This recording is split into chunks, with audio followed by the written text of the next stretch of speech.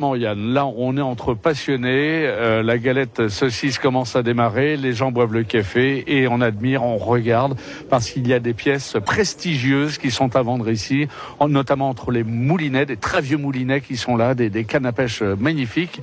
Alors c'est extraordinaire, hein, cet engouement, cette passion pour la pêche. Eh bien, les messieurs sont là et les dames sont là puisque Déborah est à côté de moi. Bonjour Déborah. Bonjour. Alors Déborah, on peut savoir un petit peu comment vous est venue cette passion pour la pêche?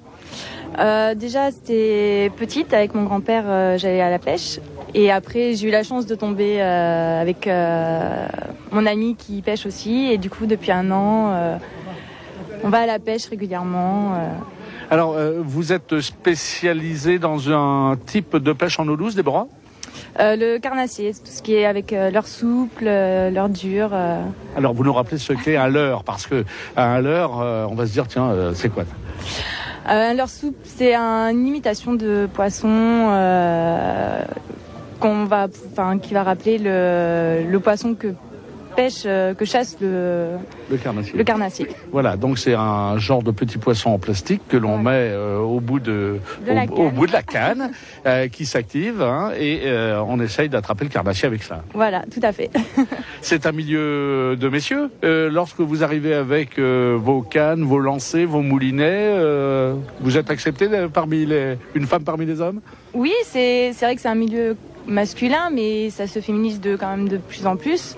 Et je suis très bien acceptée par ces messieurs, il n'y a pas de souci.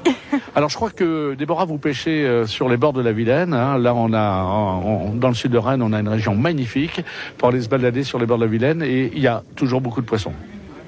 Oui, surtout au niveau de la Vilaine, il y a toujours des bons coins pour pêcher, pour attraper le poisson. Alors, quelle a été votre plus belle prise? Ça, c'est ce qu'on demande toujours à un pêcheur. Alors, en général, on dit qu'un pêcheur, tout comme un chasseur, c'est quelqu'un qui est menteur. Si on s'adresse à vous, vous ne mentez pas, vous allez nous dire la vérité. Quelle a été votre plus belle prise, Déborah? Ça a été un brochet de plus de 60 cm. 60 cm et le poids? Oula. Le poids, j'avais pas de quoi le peser. Je suis pas... Et vous l'avez mangé? Non. Vous ne mangez pas? Non. On relâche, on ne tue pas le poisson, on est en eau kill. Vous remettez à l'eau? Oui. On relâche systématiquement dans la nature, oui.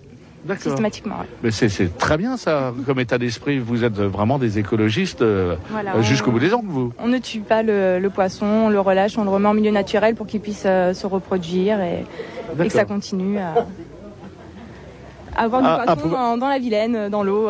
Voilà. Eh bien, merci beaucoup, Déborah, pour cette très belle démonstration et cet état d'esprit. Et c'est vrai qu'ici, Yann, les pêcheurs remettent systématiquement pour les trois quarts, pour la plupart, le poisson à l'eau.